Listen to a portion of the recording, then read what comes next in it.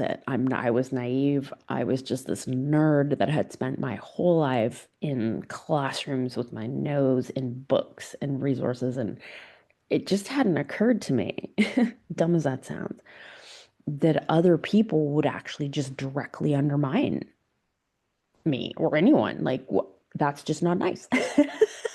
Duh. And I feel silly for assuming people would just be kind. And I mean, it's a sad reality, isn't it? That humans just can't be good to each other and respectful of each other, especially in the political arena. My goodness, look at the world right now. But I mean, I did win the seat. Long story short, I won the seat despite that treatment. And I learned a lot. Learned a lot. I won that seat and then I went on to go and run again. There was just a year and a half left on the first term. And I felt like I hadn't really had a chance to actually explore what it meant to be a school trustee. It's a nuanced role and I continue to love it. Anyway, I ran for and was elected in the next cycle as well. My opponent was not. I did eventually sue because the name calling was just so rampant and stupid and disgusting. It was, I would walk into a room and they would just jump right into it as if that was the topic of the meeting. It was just silly.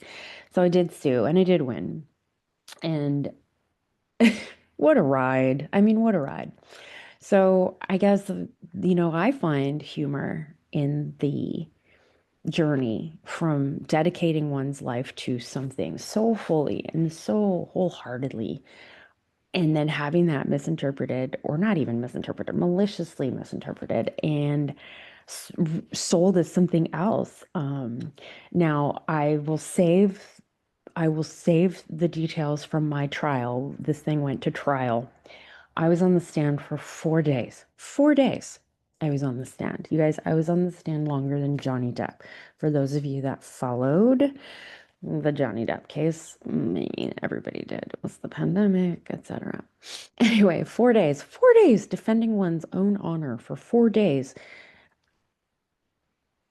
The thing just made me, and even in that moment, even during the trial when I was so, oh my goodness, distraught and kind of traumatized by it all, and you had this courtroom full of people, hater people who just came there to be jerks and creepy and all the things.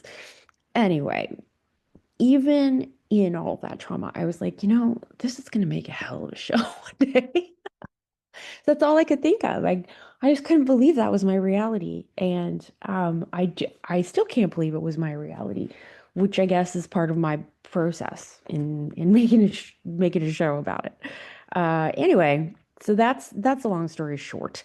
There's not going to be a huge dramatic conclusion, but what there will be is a lot of fun, a lot of learning, because the bottom line, the central bottom line to absolutely every project that I do is education. And I love putting media into no, putting science into the media when no one is looking. That's what I say to people.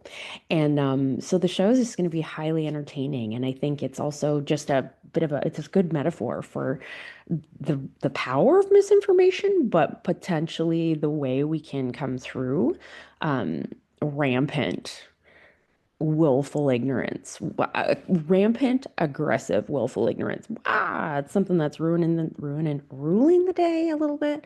And so the show is going to be just something that looks at that process and what we might do to move on as people. Anyway, that was a long-winded answer. I appreciate the question. Keep them coming. We'll see you later. Thank you.